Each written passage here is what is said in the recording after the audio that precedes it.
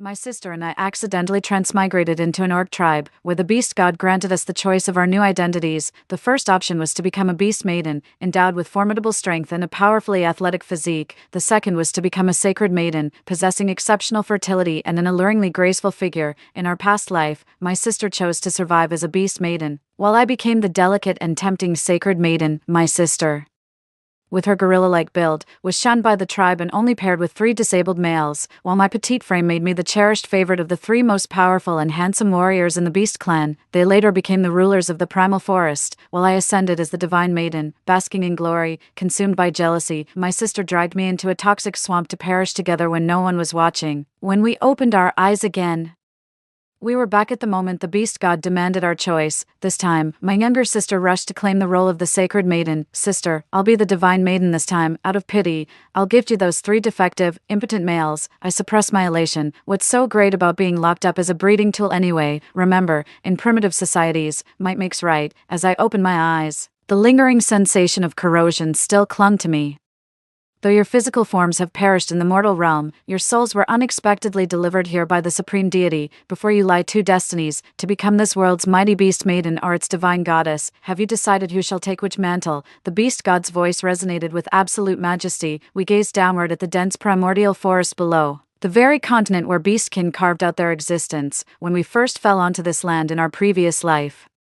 Both my sister Sable and I had terror etched deep in our eyes. The howls of beasts loudly proclaim this as a land where only the strong survive. Without hesitation, Sable chose to take on the identity of a beast girl. Cat girls and such do have their own unique charm. After making her choice, she gazed at me triumphantly, already fantasizing about her adorable new appearance. The beast god revealed that females are exceptionally rare in this Orcish continent. A single woman may take multiple mates.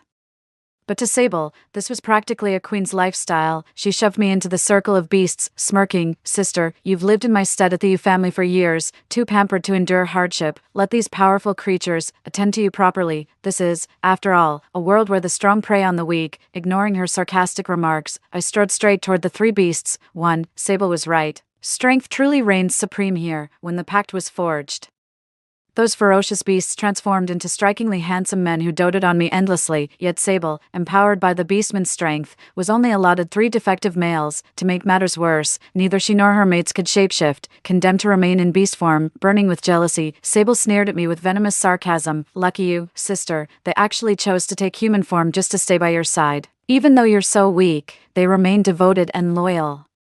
I ignored her, my eyes shadowed with unreadable emotions. No matter how weak humans may be, they possess the power of wisdom. Guided by modern knowledge, I taught them to make fire and showed them how to hunt, leading their wild plains tribe toward glory. They truly cannot do without me. Little did she know there's a term for such beasts in human guise. Had they been truly loyal, they wouldn't have poisoned me mute and severed my tendons to chain me here, all for fearing whom I might crown.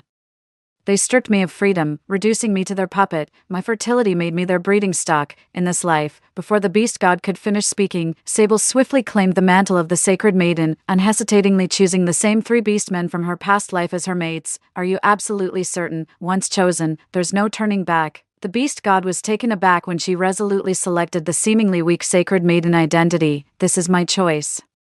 I will lead our people to prosperity. The beast god sighed and merged her into a new vessel. As she passed by, she couldn't resist swaying her alluring hips. I ignored her provocation. When my turn came, the beast god tapped me lightly, and I felt a surging power blossom within my body. Sable looked at me with mocking amusement in her eyes. Sister, this body suits you perfectly. Through her pupils, I could see myself transformed into a savage, monstrous beast, utterly devoid of grace. Sister, now you have both the means and the strength. Those 3 worthless creatures are yours to deal with. This time, the titles of Beast Queen and Divine Maiden will both be mine. I knew exactly what she was implying. In her past life, the 3 males around her couldn't take human form. Worse still, they all suffered from congenital disabilities. When the neighboring tribe attacked, they were even torn apart by other males while protecting Sable.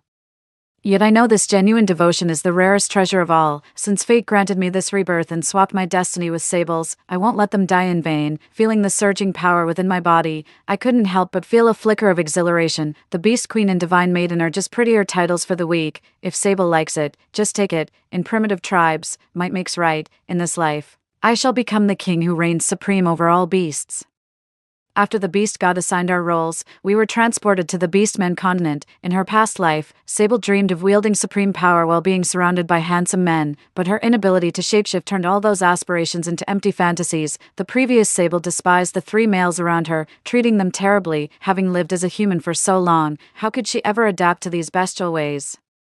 Little did she know that shapeshifting required accumulating sufficient energy. She was lazy and indolent, living off the tribe's labor all day long. The three males around her, born with congenital weaknesses and further abused by her, naturally couldn't compete with other male beastmen. Failed hunts were a common occurrence. Sable never missed a chance to look down on them. After finally achieving human form, malnutrition left Sable with a dark, stocky appearance that was far from attractive.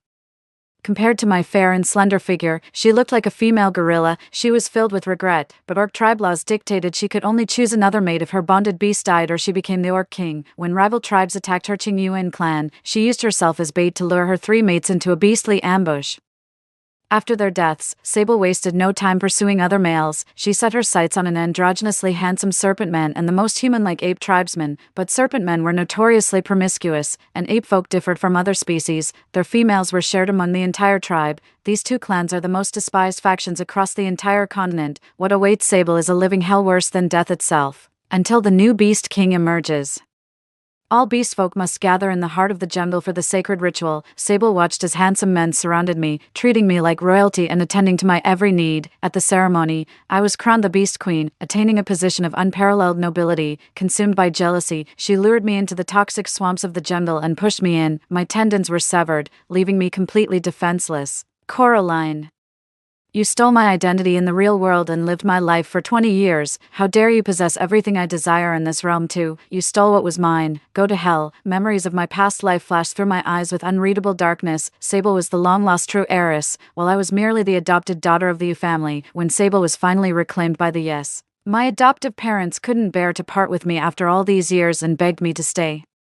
Out of gratitude for the Yu family's upbringing and a sense of guilt towards Sable, I chose to remain with them, but I came to regret that decision. There were countless ways to repay their kindness, yet I picked the most foolish one. As time passed, the Yu family gradually showed blatant favoritism towards Sable. When Sable's grades fell short of mine, they demanded I surrender my guaranteed university spot to her. Even letting her tamper with my chosen major, Sable took a liking to my fiancé. So they altered the engagement, handing my happiness right to her. Even my brother, who always favored me, grew sympathetic towards Sable for her past hardships. He began seeing me as a thief, siding with her whenever she framed me. She told everyone I'd stolen her life. To others, I became the thief who robbed her of her rightful existence. For 20 years, I truly lived as Sable's replacement, the pampered heiress raised by the Yu family. Their kindness to me was undeniably real. Now the debts from my past life are settled. Even given a second chance, I still let her choose first. A faint smile touched the corners of my eyes. From this moment onward, Sable and I were truly even. You have now assumed your respective roles. You may return to your own territories. As the beast god's voice echoed, both Sable and I were pulled back into our physical forms. This was the precise moment after completing the male bonding ritual. Sable swayed her hips as she approached the three males she had bonded with. The three males gazed into her eyes with primal possessiveness. The other males present watched Sable's group with envious eyes, but they stood no chance against these three dominant males. They were the tribe's white tiger, black lion, and golden eagle. Before such overwhelming power, they could only stare dumbstruck at this fair and delicate female. Behind me stood a one-eyed wolf, a flightless eagle, and what appeared to be a harmless cat. This body belonged to a white wolf. I admired my razor-sharp claws and gleaming fangs with satisfaction. Among wolfkind, white wolves reign supreme, yet such females find little favor within the beast clans. Sable watched their infatuation with quiet satisfaction, but when my turn came, the male beast folk wore undisguised disdain. Thus, the original host was assigned these three least desirable, flawed males. Yet Sable never realized only your enemies truly crave your weakness in their hearts. I calmly led the three orcs before me back to our territory. My indifferent demeanor left the three orcs feeling uneasy. They couldn't shapeshift, their true forms still bearing imperfections. They trailed behind me cautiously, as if afraid to provoke my anger. Upon returning to the cave, I frowned in displeasure. The cave was damp, dark, and chilling. Hardly a suitable dwelling for my kind. Wait inside for a bit. I'll be right back. Perhaps some lingering human instincts remained. I instinctively disliked these dark, damp places. When I returned to the cabin with firewood and game, my eyes shone with delight. The strength and speed of this body surpassed anything I'd imagined. Too, I'm absolutely certain my strength rivals all three of Sable's males combined. Upon entering the cave, I noticed it had been unexpectedly tidied up. The hard stone bed was layered with soft hay and pelts, even adorned with wildflowers on the rock table. The three beastmen regarded me with unreadable emotions in their eyes. I tossed the prey before them, watching as they swallowed hard and eyed me timidly. "Go ahead and eat, I'll have mine later." Not being fond of raw meat, I built a fire nearby instead. Tearing off a piece, I began roasting it. Their eyes held a flicker of surprise as they looked at me. In the old tribes, even when they contributed game, they were never entitled to the first share of food. What they usually got were leftovers or spoiled scraps. When had they ever seen such fresh provisions? Seeing their prolonged hesitation, I grew puzzled and carried the roasted meat skewered on the stick over in my mouth. "Do you prefer it cooked?" "No, you're our matriarch. This prey was hunted by you. We should wait until you've eaten your fill before receiving your leftovers," the one-eyed wolf said with a complicated expression. I shook my head and told them, "No need for formalities here. I'll still need your help with hunting in the future. My name's Coraline. If you ever need anything from me, just say the word." The three males looked at me, an unreadable glint flashing in their eyes. "I'm Odin. These two are Axel and Ryden. They can't speak yet, so Coraline, just talk to me if you need anything. Maybe it's from hunting earlier, or perhaps I'm still getting used to this body.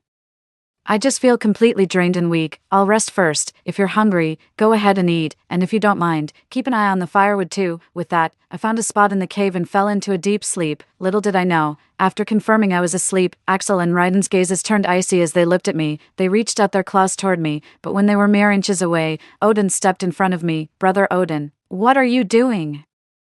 Have you forgotten how she abandoned us in our past life? Now that she's back, I could tear this woman apart with my bare hands. If I woke up now, I'd realize Axel and Ryden before me had long gained the ability to speak human language. She's not that person." A shadow of darkness flickered through the one-eyed wolf's gaze. When I woke up, dusk had already fallen. I stretched and reached out my hand. To my surprise, my razor-sharp claws had completely vanished, replaced by pale human arms. I couldn't help but scream. Had I been thrust back into the tragedy of my past life? Hearing my voice, Odin rushed in from outside and froze in his tracks at the sight of me. "Coraline, you've taken human form." His beastly face burned with uncharacteristic warmth as he stared at me. The huskiness in his voice made me suddenly aware of my complete lack of clothing. A blush crept across my face as I willed myself to transform back with a poof, returning to my white wolf form. "Coraline, congratulations, you've achieved human form." A shadow flickered in Odin's eyes. He'd seen it all too clearly. The woman before him was unmistakably the goddess from her past life, far more beautiful than the goddess of this lifetime. To Odin's surprise, I didn't live in human form like Sable did, as if that day's transformation had been nothing but an illusion. I told him not to reveal my shape-shifting ability to our kin. I wanted no trouble.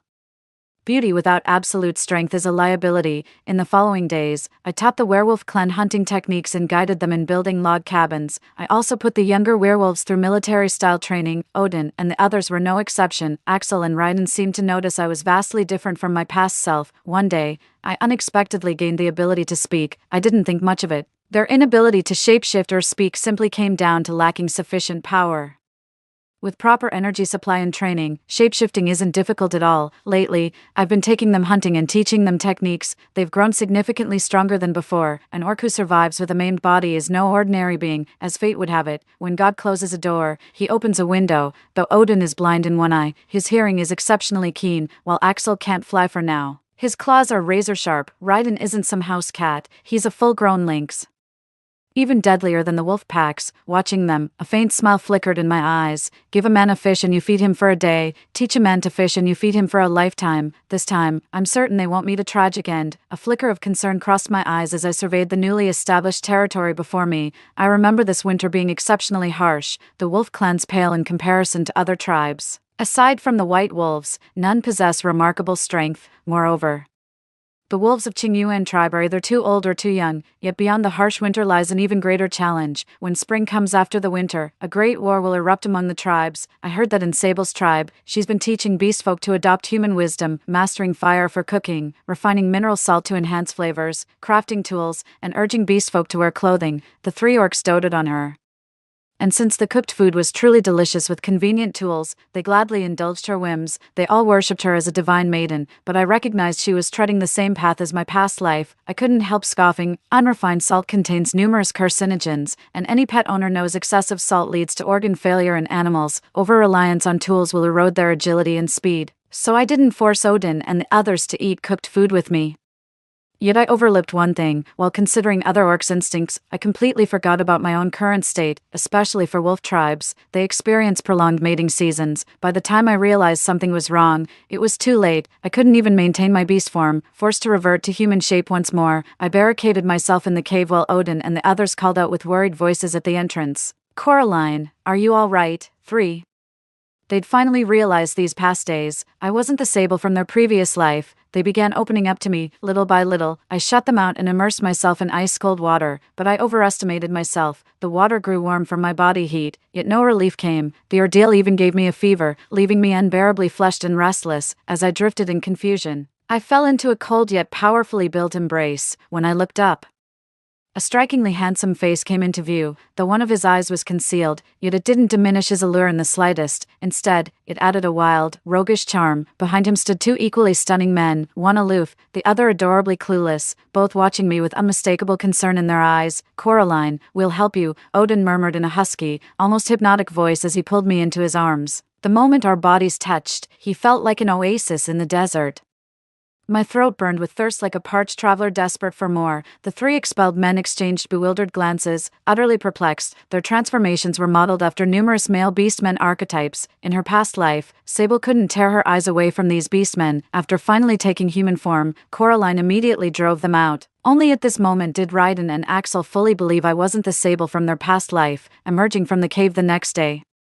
I felt somewhat weary, seeing the three waiting for me at the entrance. "You guys," their eyes held a trace of resentment, yet also a glimmer of admiration, "truly worthy of the Divine Maiden, to endure this through sheer willpower. Coraline, please eat something to regain your strength." Odin thoughtfully placed a bowl of broth before me. "Take it easy these days, leave the hunting to us." I nodded in agreement without protest. Between the mating season and cold baths, I was truly feeling drained. Lying on the stone bed, I pondered the tribal war that would come after winter. In my past life, it was at this very moment that Odin and the others fell in battle while protecting Sable. That's when I commanded White Tiger and Black Lion to rescue the beast folk of Qingyuan tribe, incorporating them into our own clan. The rescued beastmen became utterly devoted to their saviors. In that previous life, the Wild Plains tribe kept expanding, with the beastmen showing unwavering loyalty to their leader. This time, a shadow flickered through my eyes. The White Tiger, Black Lion, and that eagle will find it nearly impossible to subdue these beastmen of the Clear Spring tribe again. After all, how could their sheltered tribesmen compare to us who've survived the wilds? Sable must be realizing by now that being the Divine Maiden isn't as easy as it seems. The beast god granted fertility, yet denied the priestess a robust constitution. For Sable, such matters brought nothing but agony. Racial propagation stood as the orcs' paramount concern. None could tell whether Sable could endure such torment. The day when the Beast King announces his abdication is drawing near. Whether one desires the throne or not, the tribal conflicts are inevitable. In my past life, I used the Beast King's throne as bait to divert the three beasts' attention elsewhere. I wonder what Sable will do in this lifetime. Just as expected, her belly was visibly swollen when I saw her again. The way she walked made it clear those three orcs knew nothing about treating women gently, yet the moment she saw me, a faint glimmer of triumph still shone in her eyes. "Sister, a woman conquers the world by conquering men. In this lifetime, the glorious title of Beast King's consort shall undoubtedly be mine. Everything you've strived for your entire life will ultimately become mine." Then her expression darkened as she noticed the three beastmen behind me. "Who are you, sister? How could you betray your own orc kin?" Odin and the others stood before me, their gaze towards Sable laced with frosty hostility. Even with her altered appearance, they recognized her instantly. That domineering attitude. Wasn't this the very female who doomed them in their past life? "Stay away from Coraline." Odin's gaze held a chilling intensity as he looked at her. "Are you Coraline's mate?" Sable's eyes burned with fervor as she stared at Odin. Odin's striking features could easily rival even the White Tiger's. Besides, she bit her lip nervously. Her gaze held a vicious edge. Why, even in this wretched state, did these males still dote on Coraline so? She just witnessed Odin and the others carefully placing peeled grapes and sliced meat before her. Suddenly, she flashed a coquettish smile, swaying her hips. "How about considering a different female?" But before she could get close to Odin, he and his companions shapeshifted into beast forms, driving Sable back with menacing growls. Their physiques had grown significantly more imposing compared to their previous incarnations. I watched them with quiet satisfaction. Back then, Sable had spitefully changed my major to animal husbandry just to spite me. "Sis, I'm only looking out for you, if mom and dad ever turn against you." You can always return to the mountains. It'd be putting your skills to good use, wouldn't it? Her face twisted with malice, as if she wanted to grind me into the dirt. Knowing I was in the wrong, I bit my tongue at every turn, yet all it earned me was her escalating cruelty, until it cost me my life. Now I owe her nothing. What's more, every orc in the tribe has been well taken care of under my watch, by sheer luck. This specialty turned out to be a perfect fit.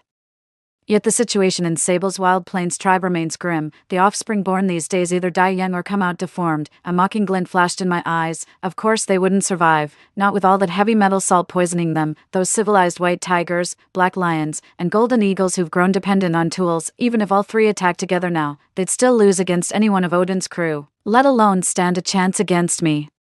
The one who wields the beast god's power. Sable looked at me with a mocking smirk. Sister, they're just clinging to you temporarily. Once they become beast kings, they'll abandon you. The beast kings of this forest have the right to choose their mates freely. When that time comes, you in your current form will be nothing but a pitiful cast-off. With a smile, I approached the priest and pressed my paw print onto the wooden board.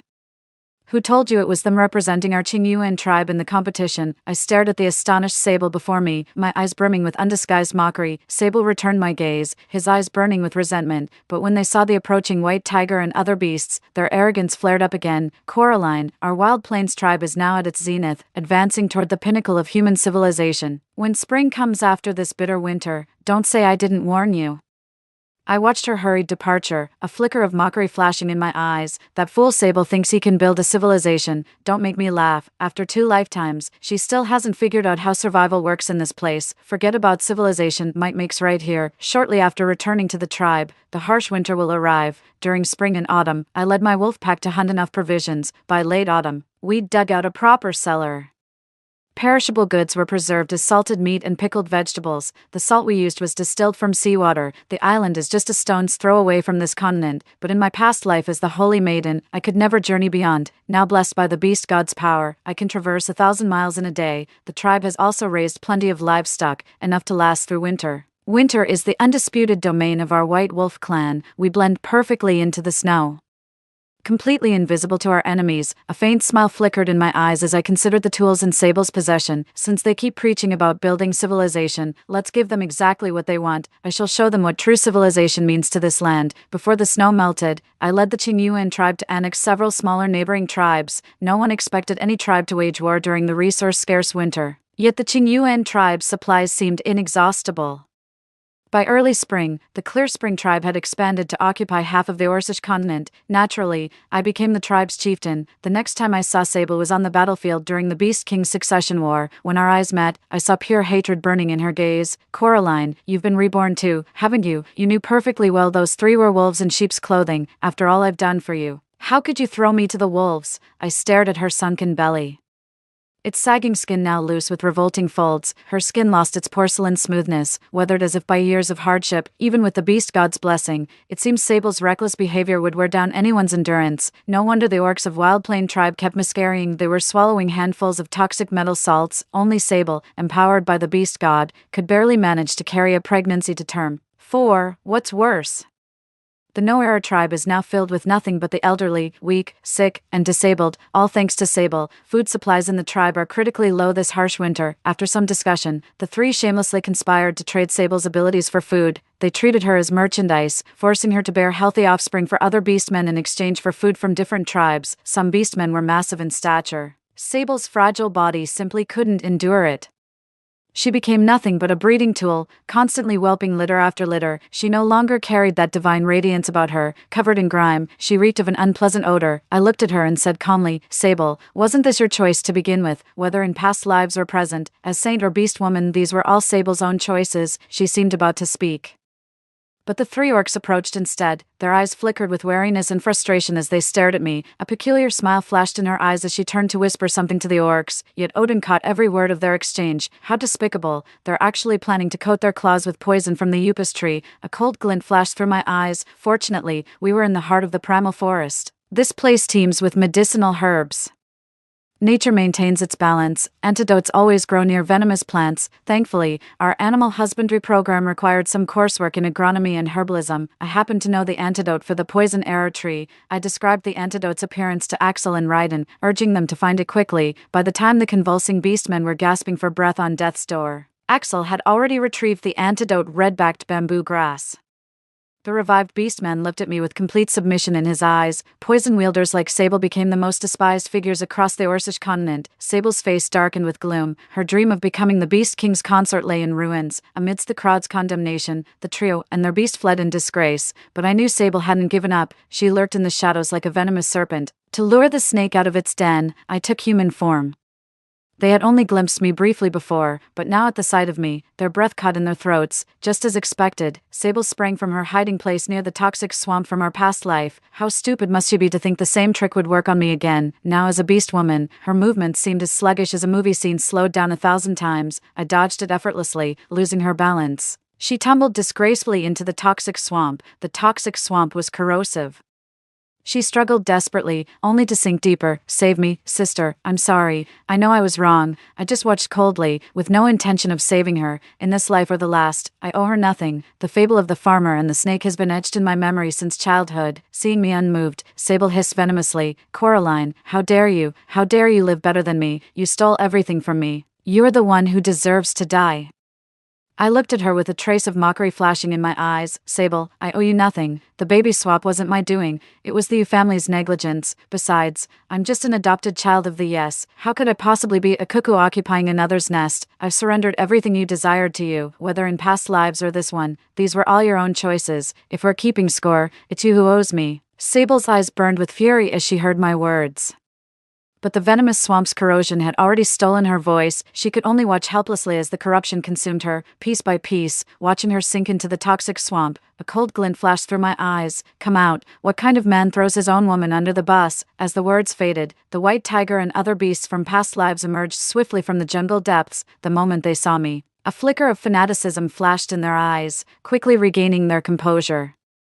They approached me with elegant grace before devoutly kneeling at my feet. Noble Beast King, we merely wish to become your consorts. The Beast God has guided us to seek our divine maiden. You're the spitting image of the goddess from our dreams. Before they could finish, Odin swatted them to the ground with one paw. Axel and Raiden glared at them with icy contempt. When persuasion failed, the Black Lion and Eagle resorted to brute force. But now, Axel and Raiden are no longer those clumsy fledglings and kittens who couldn't take flight. Even with just one wing, Axel still soars through the skies. Sable's mighty eagle soon became a fallen vulture, crashing lifelessly to the ground. The Black Lion over there clutched its bleeding wound, its breaths growing fainter by the second. The white tiger locked eyes with me, then suddenly drew a crossbow from its cloak. It was a weapon crafted with Sable, each bolt tipped with lethal poison.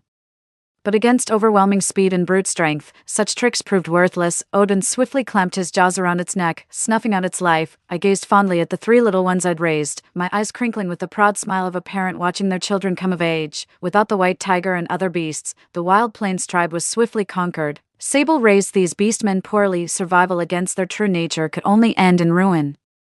The Clear Spring tribe expanded rapidly, soon spreading across the entire continent. Odin and his companions evolved into mighty orcs, leading the Qingyuan tribe in conquest across the lands. After they conquered the entire Orcish continent, the trio proclaimed me king of all beasts before the assembled hordes. They prostrated themselves devoutly at my feet, pledging their blades willingly to my cause. A glint of amusement flashed in my eyes as I assumed human form and ascended to the highest throne.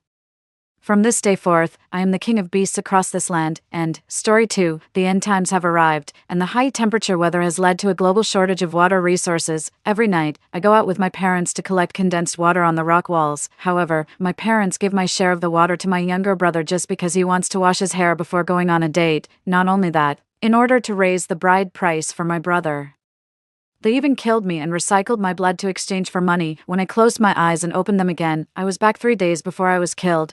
I suddenly opened my eyes and touched my neck. The excruciating pain still echoed in my mind. I looked at the time on the monitor. Isn't this 3 days before my brother's proposal? My throat was so dry that it felt like it was about to explode. I picked up the water cup, but there was not a drop of water in it. I walked around the house. The water storage tank was locked by my father, and only they had the keys. I had no right to access the water, so I put on my protective suit and went to the underground city in search of water resources. It was still swelteringly hot. Everyone was wearing special clothes designed to recycle the moisture produced by breathing. I touched the water storage bag on my back. There was very little water in it, and my throat was parched. Yesterday afternoon, under the lash of my parents, I ran wildly on the treadmill, sweating profusely. All the recycled water was used to wash my brother's hair. Sis, run faster, or maybe eat some chili peppers. At this rate, I won't be able to go on my date. My brother muttered. Lucy, keep going, don't stop. My father said sternly. Kevin's girlfriend is a young lady from the city. If we marry her, we won't have to worry about water anymore. I collapsed to the ground due to exhaustion. My mother quickly took off the water storage bag on my back and poured the water into a wash basin to wash my brother's hair. Oh, my dear son, you look so handsome today. After washing his hair, my brother went out satisfied. As for me, I was in the ground, ignored. I said weakly, water, Dad, Mom, please give me a glass of water. My chapped lips rubbed against each other. My father completely ignored me. As if he had accomplished a great task, he rushed out with a bottle of water to relax. My mother said, Lucy, sit up and meditate. Then you won't need to drink water. You know how precious water is. Be good, too. I clawed at the ground with my fingers, slowly stood up by leaning against the wall, and walked towards the water storage tank. Fortunately, my father left in a hurry and didn't lock it. I leaned in and drank. But my mother grabbed me and pulled me back. I fell to the ground. Fortunately, I managed to drink some water. I wiped the corners of my mouth. You little wretch, this is the whole family's daily water ration. Do you want to hog it all to yourself? My mother scolded loudly. In the end times, with high temperatures and scarce water resources, the government distributes a certain amount of water every day according to people's identity levels and family size, but I contributed a lot just now. If I don't drink, I'll die, I argued. Good riddance, when you die, we'll take all your blood to the recycling station to exchange for water. My mother cursed. I ignored my mother's abuse and went back to my room to apply medicine to myself. The place where my father whipped me was red, and my eyes couldn't help but well up with tears. After putting on my special purpose glasses, I burst into tears. In this world, water is more precious than gold. After people die, they are sent to the recycling station to have their blood recycled in exchange for a certain amount of money. 3 days later, in order to raise the bride price for my brother, my parents actually strangled me with a rope and sent me to the recycling station to exchange my body for money as the bride price. If you start this kind of thing, don't blame me for giving it back to you. Seizing this chance of rebirth, I'll make you pay the price. A lizard crawled past me. I quickly took out my capture net, pounced on it, and stuffed it into the juicer. A glass of water was made. After replenishing my water, I walked around and saw the recycling station in the distance, where people were coming and going. Some people entered the recycling station crying, supporting a coffin, but came out laughing, holding water coupon vouchers. Presumably, in my previous life, my parents were the same. They sacrificed me for their own happiness. I shook my head. Just as the book said, you can see all kinds of human situations in the warmth and coldness of human relationships in a funeral parlor. The recycling station in the end times is no different. 3. When I got home, my brother happened to have just returned from outside. Sis, I really owe it to you for last night. I'm very satisfied with Aurora. I think we'll get married soon. After I'm married, you can have as much water as you want. I'll install a big bathtub for you. And you can take a bath every day, he said excitedly. In the end times, those who can afford to take a bath either come from prominent official families or wealthy backgrounds. I sneered. Do you really think that young lady will take a fancy to you? I spent a lot of money to groom myself. Aurora has a big family, so they must have a large water ration. Besides, her great-grandmother is on her deathbed, my brother said, stroking his chin and squinting with a smile. I resisted the urge to spit at him because even saliva was precious these days. I rolled my eyes and went back to my room. I found the glasses from last night. There were still a few sips of water in the small water bag. I poured it into a cup, planning to drink it when I went to work at night. There was a commotion in the living room. It turned out that my father had come back. All you do is gamble. You went out to play cards and wasted a whole bottle of water, my mother shouted, picking up a stick as if to hit my father. It's just a bottle of water. I won half a bottle yesterday. You can't win all the time. My father slurred. Drunk. And where did you get the money to buy beer? Beer is extremely expensive these days, my mother asked. My father waved his hand. It was free. Mark next door treated me. He said if we marry Lucy to his son, he'll let me drink for free for the rest of my life. What are you talking about? Mark's son is mentally handicapped. Do you want me to be a slave in his family? I asked angrily, my face turning red. My father had already passed out on the sofa, mumbling, drink. I walked over and shook him. I wondered, has the person changed along with the weather? When I was a child, my father used to hold me and say I was his little cotton padded jacket, and he would definitely protect me well. My mother's words interrupted my memories. Eat up. We still have work to do later. 4. The so-called work was to collect condensed water on the rock walls at night when the weather was cooler. I put on the collector and went out with my mother. The bright moon hung high in the sky, and many people had already gathered on the rock walls. My mother complained, "It's all your father's fault. He's drunk. Otherwise, we could have collected more water. Why didn't Kevin come?" I asked in a low voice. "You little wretch. Your brother is in a crucial period with Aurora right now. Winning her over is more important than anything else. This is related to our family's future happiness. Then we won't have to work so hard to collect water anymore," my mother said excitedly. "Your family? You mean, I've always been just an appendage of this family. One of you wants to sell me to a mentally handicapped person in exchange for wine, and the other wants to kill me to get the bride price for my brother." I thought bitterly to myself, we came out late, and all the water droplets at the bottom had been collected. My mother and I climbed higher up the rocks. Halfway up, I slipped, and my knee scraped hard against the rock. My protective suit was torn, and a biting cold wind seeped in from below. "Mom, my clothes are torn. I'm so cold," I shouted upwards. My mother didn't look back and continued climbing. I had no choice but to endure the pain and keep climbing. When I reached the platform, I took out a piece of ragged cloth from my backpack and tied it around the wound in the tear. "You little slacker, are you trying to slack off again?" my mother said as she saw me sitting on the rock, gasping for breath. 5. I held my wound, stood up, limped, and turned on the collector, starting to scan the cracks in the rocks. My mother nagged, "Be more careful, there's not much water left at home. I don't know if the village will deliver water tomorrow." According to the radio, the front line is in an emergency again, and every household is required to save water. Countries are at war over water resources, and the government has tightened its control over water. It seemed that this area had already been searched. After a long time of scanning, we only collected half a bottle of water. "Mom, I can't walk anymore." "Let's go back," I said.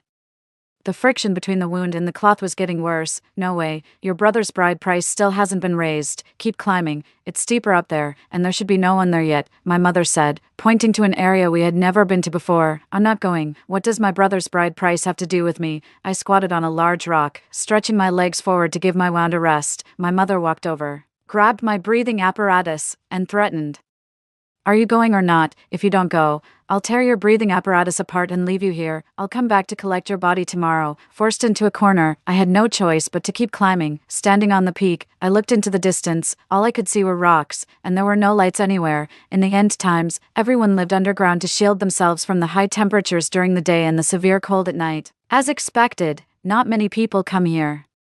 "We can collect more water," my mother sang happily from behind. However, after collecting the water, we carried the heavy water bottles and totteringly made our way down the mountain step by step. Each step felt like stepping on the edge of a knife. One wrong move, and we could roll down into the abyss. Brother is also a male in the family and shouldering the responsibility. Shouldn't he raise some of the bride price himself? I dared to ask. My mother replied while keeping an eye on the rocks under her feet. "When you're taking a bath at Aurora's house, you'll realize how stupid this question is. With Kevin, you'll enjoy a good life in the future. The Mark family is also good, at least they're rich, and we won't have to worry about water. Besides, there's no mother-in-law, so we can avoid mother-in-law daughter-in-law conflicts," my mother added. "Bah, what kind of logic is that?" I didn't want to argue and saved my strength for the descent. Suddenly, my mother lost her grip, sprained her ankle, and a whole bottle of water rolled into a crevice on the mountainside. "My water, my son's bride price," my mother shouted anxiously. She tried to reach for it, but it was too late. "Lucy, you're smaller. Go down and pick it up. Hurry up, before someone else takes it." My mother's vicious words rang in my ears. 6. I was extremely reluctant because all the fruits of our labor were for my brother, and although they said nicely that I would also enjoy the future happiness, in my memory, I was just a stepping stone to their happiness and died before I could enjoy it. Suddenly, I had an idea. The water bottles were cold-proof and heat-insulated. I could hide this water and use it for myself in the future. I couldn't help but laugh. "I'll go right away," enduring the pain in my knee. I carefully tested each foothold as I went down. Finally, I found the water bottle in the dark with my flashlight. It wasn't damaged. I hid it deeper, set up a positioning device, and used stacked stones as a cover. I stared at the bright moon in the sky, lost in thought. It had quietly climbed to the west. After a while, I climbed back to my mother and shook my head, pretending to be regretful. My mother slapped me hard, almost knocking off my full-face breathing mask. "Are you trying to kill me? Did you really search carefully? My sprained ankle makes it inconvenient for me to go down," she roared, her anger overwhelming me. I kept my head down, pretending to admit my mistake, but actually, I was overjoyed. "I have the means to leave you now. A large bottle of water can get me to the next city. Let's go back. It's almost dawn. We'll come back to look for it tomorrow night," my mother said after venting her anger. She held her waist and slowly walked forward. I followed obediently behind, thinking about my next plan. 7. When we got home, my drunk father was still fast asleep. My brother was in his room, picking out clothes for his date tomorrow night. He asked, "You're back. How was the harvest tonight?" He ran over excitedly to have a look. "Why is there only this much? I need to wash my hair and take a bath before my date with Aurora tomorrow," he pouted, dissatisfied. My mother didn't even bother to tend to her ankle and first comforted my brother. "Oh, Kevin, don't worry, you can use the water ration first when it arrives tomorrow, we won't drink it." When I came out of my room after changing clothes and heard his complaint, I confronted him directly. "If you want to use the water so much, why didn't you come with us to collect it? Do you know how much we suffered? I need to be in my best condition," my brother said, and he started gulping down the water we just collected. I snatched the bottle away.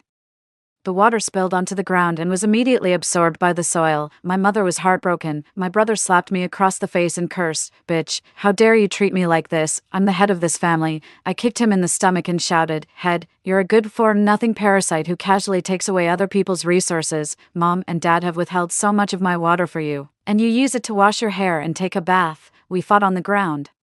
And of course, I was defeated in the end. All the family's nutrition had gone to my brother, turning him into a fat, gluttonous pig. In the eyes of people in the end times, only the rich or powerful could afford to be so healthy. My brother straddled me and punched me in the chest, face, and stomach. At this time, my mother finally had the leisure to take care of her sprained ankle. After sweating, my brother said, "Oh, I'm all sweaty. I'll definitely need a bath tomorrow, Mom.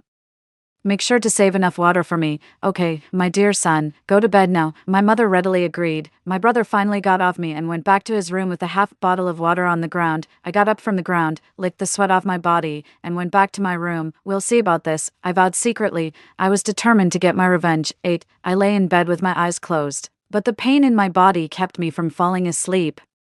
I turned over and took out the water I had secretly hidden from my mother at night from under the bed. I took a big gulp. I got a cup, filled it with water, hid the water bag back in its place, took a painkiller, and then fell asleep. In my dream, I returned to my previous life, and the fear came over me again. In the dream, my father and mother were in cahoots, talking about how much bride price Mark would give our family, which would just make up for the bride price my brother needed to pay for Aurora. I struggled and shouted that I didn't want to go. My father persuaded me earnestly, "If you go to the Mark family, you just need to take care of their daily life. You don't have to worry about anything else. It would be great to be a young mistress and live a carefree life." Before the end times arrived, Mark was the director of a brewery and had amassed a fortune. Unfortunately, his wife died early, leaving behind a mentally disabled son. I'm afraid he's not looking for a daughter-in-law. He's too embarrassed to admit he wants a new wife for himself, I retorted loudly. My father's face turned bright red with anger. My mother joined in. "Lucy, you only have one younger brother. Can you bear to see him unable to get married? Surely you don't want to see the Liu family have no descendants." My father slapped the table. "What does that have to do with me? Does your family have an imperial throne to inherit? You can barely take care of yourselves. Why don't you throw yourselves into the recycling station? Then we'd have both my dowry and your son's bride price." I laughed heartily. My father blew his beard and glared, searching around the room for something. My mother pulled me and pleaded. Just as I was feeling smug, suddenly a rope was wrapped around my neck from behind. The force on the rope grew stronger and stronger. I struggled uselessly.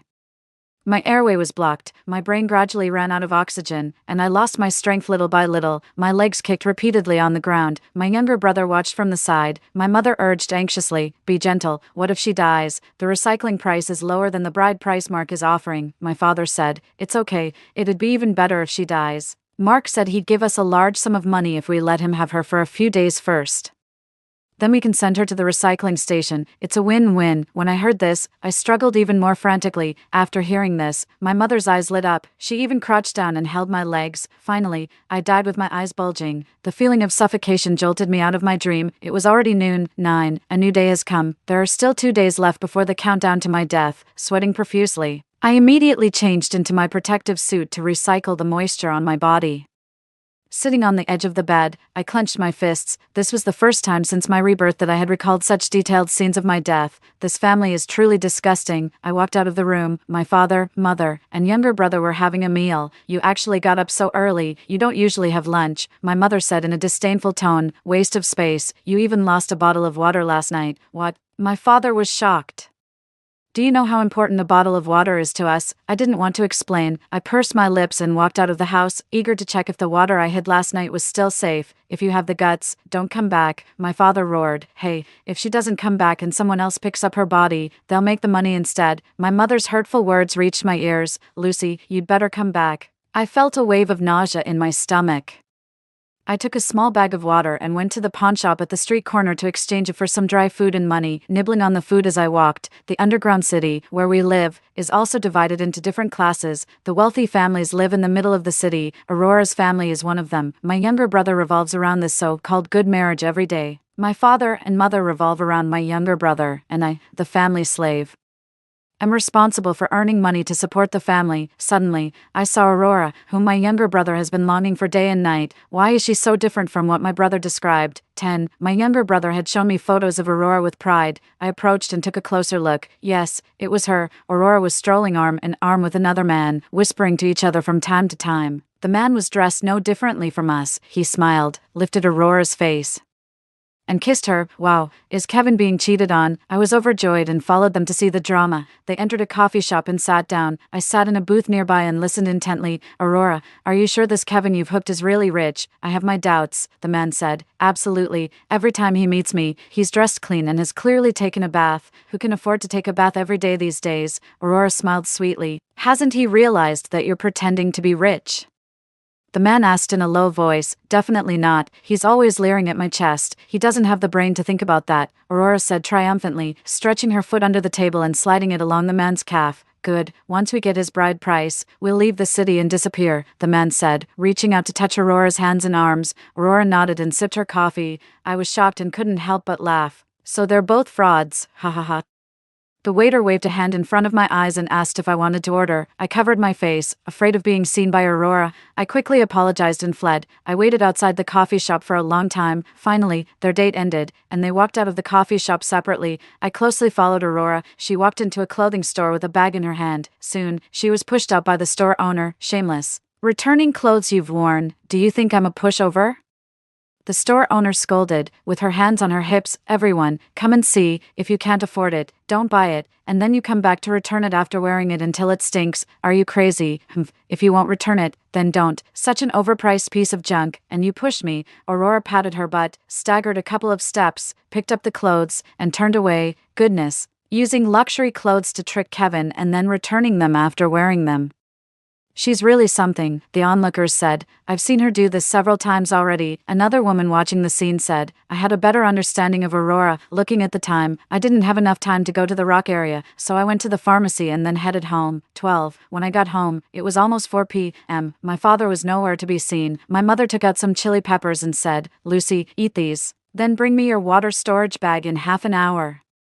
There isn't enough water for cooking tonight. My younger brother was sitting beside her, styling his hair. I refused. Kevin is right here. Can't he use less water for bathing? No one needs to be that fancy. As soon as my mother heard this, she came over to pinch my ear. I quickly ran back to my room and locked the door. I could only hear her crying behind me. The child has grown up and is no longer obedient. All those years of raising her were for nothing. I sneered and took out the small water storage bag I bought today. When I go to work tonight, I'll stick the water on my body and bring it back. Then I can exchange it for travel expenses tomorrow. Thinking back on all these years, I've been emotionally manipulated by my parents and have sweated and toiled for this family. In the end, they still want to squeeze out my remaining value and send me to another family to be their servant. Just thinking about it brought tears to my eyes. My younger brother is your real child, while I'm nothing more than a livestock in this family. There was a loud bang outside the room. Presumably, my drunk father had come back. My door was knocked heavily. Lucy, come out. Are you going to marry Mark or not? He asked again today. Like hell I will. My refusal seemed to pierce the sky. This was my rebellion against patriarchal authority and my fate. Damn it, can't you understand human language? It seemed like the door was about to be broken down. Through the door, I could almost smell the strong odor of alcohol. He was drunk again. If it weren't for his gambling and drinking, how could our family be in such a difficult situation? After a while, it was quiet outside. He must have fallen asleep on the sofa. I continued to work on my escape plan. 13. It was dinner time. And I walked out of the room. 3 pairs of eyes in the living room stared straight at me. "You still have the nerve to come out. Don't eat. We didn't cook for you tonight." My mother pointed at me with her chopsticks. "Sis, it's all your fault. I don't have water to wash my hair. If Aurora disliked me, you're dead." My younger brother, dressed in new clothes, grumbled as he picked at his food. "Lucy, tell me, what's all this nonsense about?" My father beckoned me to come and sit down. I didn't look back and walked out the door, stepping out of the underground city. The outside world was already dim, the sun was setting, and the temperature of the earth dropped rapidly. I could clearly see the dust on the ground being swept up by the gusts of wind. I only had one protective suit. I touched the hole in my knee, tightened the cloth strips, and tried my best to reduce the cold wind's impact on my body. I set off for the rock area from last night. I tied my flashlight to my arm with tape and climbed up with all my strength, searching for the location of the positioning device. I moved the stones aside and took out the water bottle. I took a big gulp, then poured some of the water into the small water storage bag and stuck it to my body. I carried the empty water bottle and continued to collect water. Gradually, the rock area became crowded with people. As I passed by, I heard someone say, "It's over, starting tomorrow. The government won't deliver water anymore. We'll all have to rely on ourselves. How are we supposed to survive?" Another person said, "In my previous life, my mother suddenly showed concern for my hard work and let me rest at home. It turned out that she knew the city was going to cut off the official water supply. They had already planned to sell me to exchange for water." The more I thought about it, the more horrified I felt. The 3 of them, with their cold-blooded eyes like hungry wolves, one saw me as a ticket to free alcohol, one saw me as a source of bride price, and one saw me as a guarantee for future water. Well, in that case, I might as well strike first and sell them all. 14. After finishing collecting water, I took out the sleeping pills I exchanged at the pharmacy in the morning and poured them all into the water bottle, shaking it until the powder dissolved completely. After tonight, it will be the day I died in my previous life. Carrying the water bottle, I checked the time. My younger brother was probably out on a date by now, so I decided to go straight home. When I got home, my younger brother was crying in the living room. He was extremely happy to see me. "You're finally back." When he saw the water bottle in my hand, he immediately snatched it and rushed into the bathroom. Hearing the sound of running water, my heart broke. Damn it.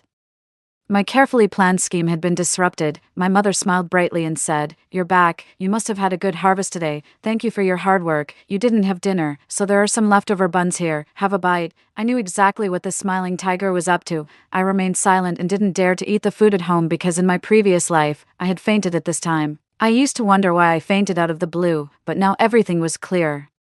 My mother had knocked me out, tied me up, and the next day, I was strangled to death by my father when I couldn't resist. I went back to my room, locked the door, took off the water bags, hid some under the bed, and some at the bottom of the wardrobe. Since the water supply was cut off, my water bags would fetch a good price tomorrow. Then I'd buy more sleeping pills, knock out my family, and make my escape. I hung a water cup on the doorknob as a warning signal. If anyone tried to break in, the cup would fall, and I'd wake up. Everything in my plan seemed perfect, and I fell into a deep sleep. 15. When I woke up in the morning, the cup was still intact. I got dressed, attached the water bags, and walked out of the room. Seeing that the living room was empty, I quietly went out. The first thing I did was go to the pawn shop and exchange the water bags for money. After a successful exchange, I went to the pharmacy again and bought a large amount of sleeping pill powder. Then I wandered around the street. Suddenly, I saw my father's figure. He sneaked furtively into a blacksmith shop, looking around warily. I quietly followed him. It looked like a blacksmith shop on the outside, but it was actually a casino inside. I saw my father take out dominoes from his left pocket and replace the ones in his right hand. After doing this several times, he won a huge amount of money. I shouted, "He's cheating." My father's hand trembled nervously, and the fake dominoes fell to the ground. He bent down to pick them up. 2 burly men surrounded him from the side and grabbed him by the neck. "What do you think you're doing?" One of the men growled. The other man revealed a tiger tattoo on his chest, picked up the fake dominoes, and asked, "Looking for these?" The first man held my father upside down and shook him. My father struggled and shouted, but it was useless. All the dominoes in his pocket fell to the ground, along with the key to the water tank. All the gamblers in the room gathered around to watch the commotion. "Cheater, teach him a lesson." I don't know who kicked the key away, but I took the opportunity to pick it up in the chaos. 16. The mustached manager of the casino also walked over. "Lao Lu, you've been around here for a long time. You know the rules of the underworld, right?" Then, the manager took out a butterfly knife from his pocket. The men threw my father onto the table. With a swift movement of his hand, the manager brought down the knife. With a scream, my father's left hand was severed. My father, sweating profusely, was still pinned firmly to the table. They even brought out a blood extracting machine to recycle my father's blood. Blood is more valuable than gold these days. "That's enough. Let him go." the manager took away a full jar of red liquid. My father, with his severed hand, was thrown out of the casino. He struggled to get up on the ground. The people around him eyed him greedily. After all, at this time, human blood could be exchanged for a high price at the recycling station. Gradually, people started to approach him. My father howled, trying to stand up but being pushed down again. His cries filled the air. "Stop, this is illegal." The people around seemed to unite and shouted, "Ugh, ugh," to drown out my father's cries. Suddenly, he caught sight of me and shouted my name, but I pretended not to hear and ran away. Murder, murder. These 3 words echoed in my ears. 17. I ran to the next block and panted heavily. "Serves you right," I spat. The saliva was immediately absorbed by the ground as soon as it landed, disappearing without a trace. I hid in an alley, ate a large steamed bun with some water, wiped my mouth, and observed the situation on the street. The situation was getting more and more chaotic. I couldn't stay in this city any longer. I touched the money and medicine powder in my pocket. I had to leave tonight. When I got home, my mother looked worried and said, "Lucy, do you know, your younger brother is getting married. We need to prepare the bride price tonight and go to propose tomorrow." "That's great news," I replied indifferently. "You know our family's situation. Your father is out there trying to figure something out. We need to work harder." My mother looked at me, hesitating, but her intentions clear. "I can't do anything about it. I'm already exhausted from going out to collect water every day. Where else can I get money?" I shook my head. "You'd better consider the option your father mentioned." My mother smiled wickedly. My younger brother walked out of the room. "Yeah, sis, my happiness depends entirely on you." "Stop it. You've never actually called me sis before. I can't take it." I waved my hand. "You've already squeezed all my money out. You eat like a pig, while I'm as thin as a stick. Who would believe we're family?" "Mom, listen to what she's saying. Without you and Dad, she wouldn't even know where she'd be." My younger brother started to gaslight me again. "I wasn't the naive girl I was in my past life," I continued to retort. "I've already repaid all your so-called kindness with all the hard work I've done day in and day out for the past 20-odd years." My mother turned around, took a broom from the kitchen, and tried to hit me. I directly grabbed the broomstick and pushed it forward. My mother lost her balance and fell backward. After climbing mountains and crossing ridges every day for over 20 years, with a full stomach, I'm no weaker than others in strength. "You little wretch, are you rebelling? What's that smell on you?" My younger brother sniffed the air. "Where did you get that steamed bun?" My mother's eyes widened. "Did you secretly hide water to exchange for money?" She directly rushed into my room and started rummaging through my things. 18. Thankfully, I had transferred most of the water. In the end, she found a few small water bags under the bed. My mother was furious. "Kevin, grab her. If we don't teach her a lesson, she won't know who raised her." My younger brother grabbed my arms tightly from behind, and my mother's fist came flying towards my face. On a whim, I stomped hard on my younger brother's toes, lowered my head, and my mother's fist landed on my younger brother's cheek instead. My head happened to hit my mother's stomach and pushed outward. Both of them howled in pain. "Stop hitting. I give up. The water is all here." I took out the water bags from my body and threw them on the ground. "That's more like it, you little wretch." Holding her stomach, my mother picked up the water bags, walked towards the water tank, poured all the water in, and then locked it. My younger brother was rubbing his foot with a grunt. I was hatching a big plan in my mind. "Bro, I had to use force just now because of the situation, but I saw Aurora at the second-hand clothing store this morning." I deliberately emphasized. "Impossible. How could Aurora be in our neighborhood? I always escort her to the upper city courtyard." My younger brother said, looking puzzled. "Maybe I was wrong. There was also a man beside her." I threw out another bomb. My younger brother waved his hand and said firmly, "That's even more impossible. I'm the only one around Aurora. She said she loves me the most and can't wait to marry me. That's why we're in a hurry to prepare the bride price to propose tomorrow." "That's great. How about inviting her to dinner tonight? Just look at you. You obviously come from a poor family. How can you dine with us?" My younger brother sized me up disdainfully. "I can pretend to be a servant in your house.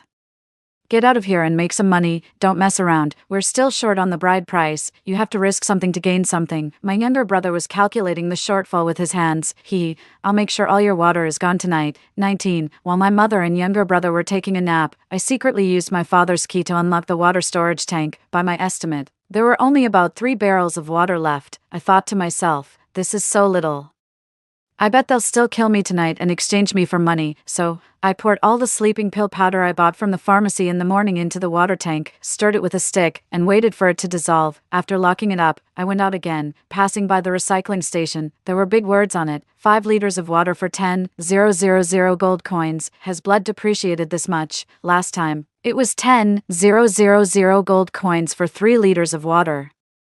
No wonder some people risk picking up corpses. The stench of rotting bodies was overpowering, seeping in everywhere. I covered my nose. Mom, little brother, this is probably your best destination, I murmured to myself. There weren't many people on the street. It seemed like everyone was resting at noon, and the crowds would come out at night. I met Aurora again, walking around on the street as if she was in a hurry to sell something. Do you want a hairpin? It suits you really well.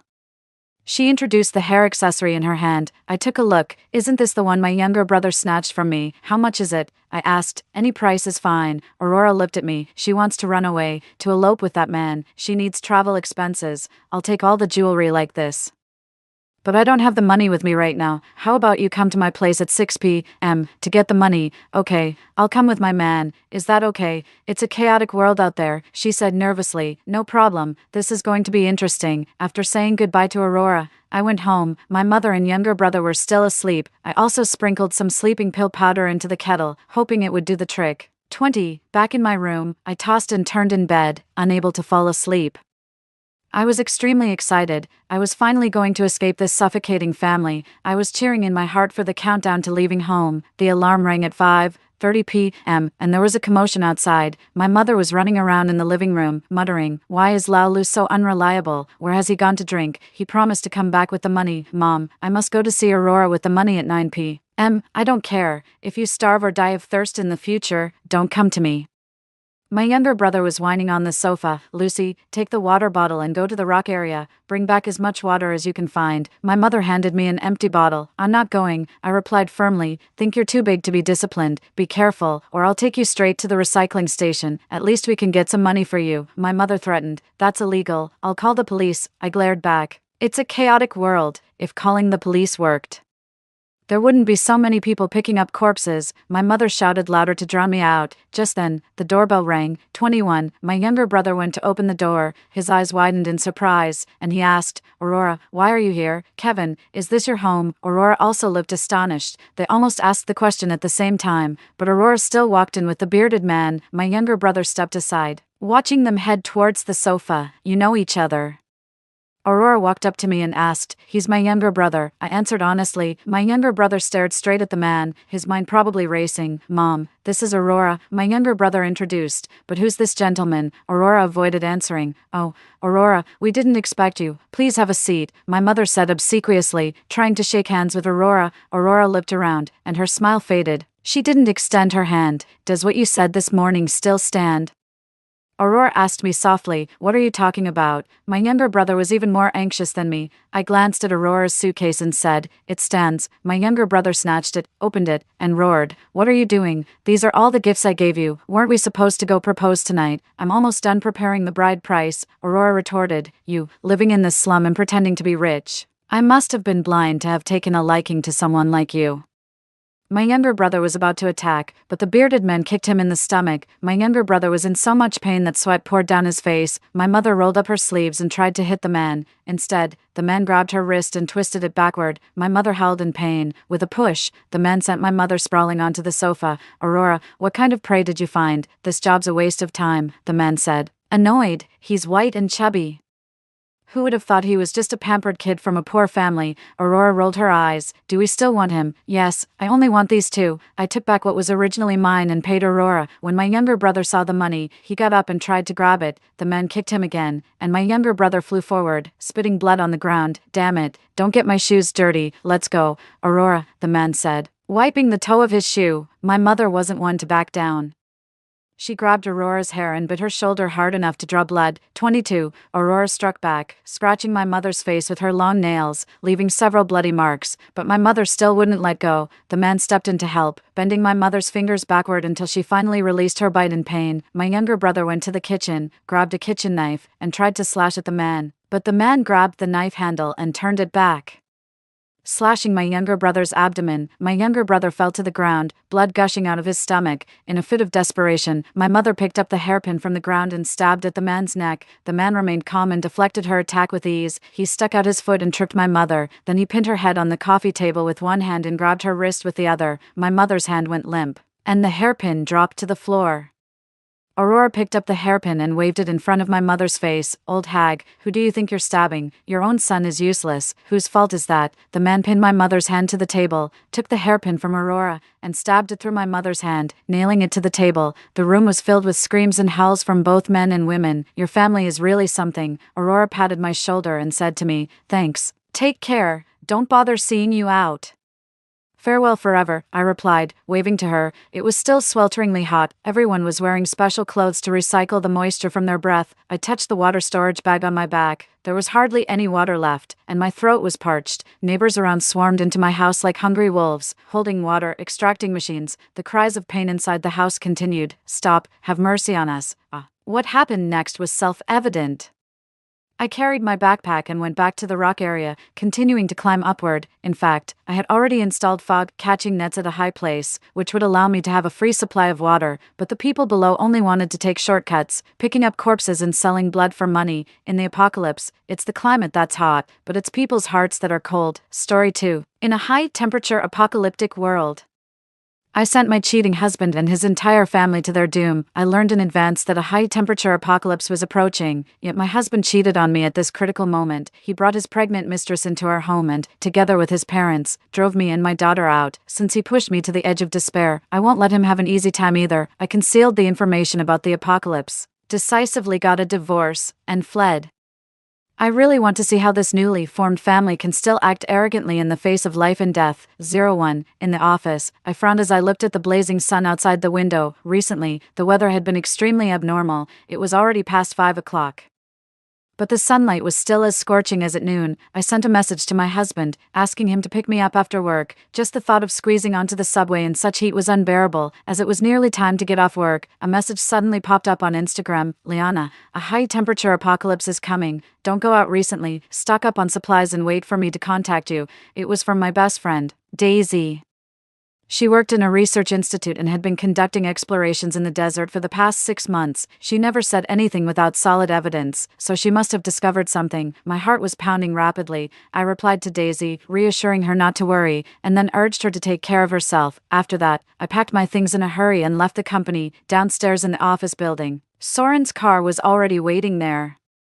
I stepped forward and tapped on the car window. He was so startled that it took him a long time to roll down the window. "Honey, why did you get off work so early?" I stood there, stunned. I couldn't ignore Soren's subtle movement of hiding his phone just now. If I wasn't mistaken, he was looking at Instagram. Who was he chatting with that he was so afraid of me seeing? Out of a woman's keen intuition, I immediately sensed that something was amiss. I had originally intended to mention the high temperature warning, but I pushed it to the back of my mind. Throughout the journey, I kept observing Soren's expression. However, apart from that momentary look of panic, he showed no other abnormalities, so I had to pretend as if nothing had happened. When it was finally evening and Soren had fallen asleep, I took his phone and unlocked it with his fingerprint. I opened Instagram and indeed found something abnormal. Among the chat boxes with his colleagues, there was a cartoon avatar that stood out like a sore thumb. I clicked on it and scrolled up. Almost all of the conversations were explicit flirtatious messages. I had always respected Soren's privacy and would never look at his phone without his consent. That's why he didn't even bother to delete the chat records. At this moment, a mix of sadness and resentment welled up inside me. I couldn't help but feel the urge to drag Soren up and slap him hard across the face, but I knew I couldn't. Things had reached this point, and I couldn't act on impulse. I had to fight for the greatest possible benefits for myself and my daughter. More importantly, with the high-temperature apocalypse looming, the cracks in our marriage paled in comparison to the matter of survival. The top priority was to find a way to stay alive. I tightly clenched Soren's phone in my hand.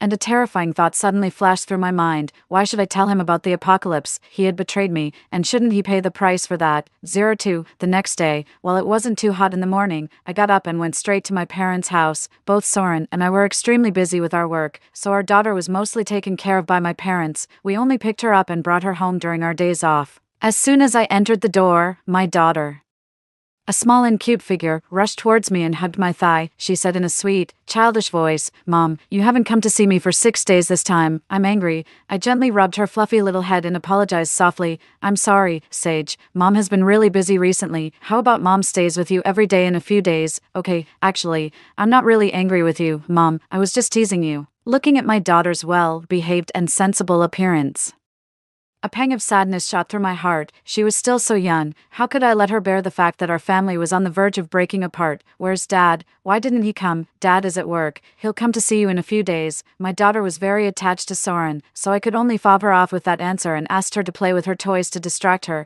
It's been extremely hot these days, Liana. I think you should take Sage back home. The air conditioner here is old and worn out, and the child can't stand the heat. My mother was busy in the kitchen and kept chattering. I quickly asked her to stop what she was doing and called my father out as well. After they sat down, I showed them Daisy's message and informed them about the impending apocalypse. At first, they thought I was joking. After all, such a ridiculous thing had never happened to anyone before. But seeing my serious expression, the old couple finally took it seriously. So, what should we do now? My father asked with a worried look on his face. I handed him a list that briefly noted down some essential supplies, mainly purified water and some high-temperature resistant and non-perishable foods. Dad, it's best if you go out to buy these supplies at night. We can't be 100% sure about this information, so don't tell anyone about it. If outsiders ask, just say that it's too hot to take Sage out. So you're buying more food. I've made an appointment for a new air conditioner to be installed tomorrow. Mom, remember to call me in advance. Sage can stay here for now, and I'll move here later. These were just some things that came to my mind temporarily. To truly deal with the apocalypse, there were still many more things to prepare. I tried my best to explain all kinds of situations, and my father quickly nodded in agreement. What about Soren? What will he do when you move here?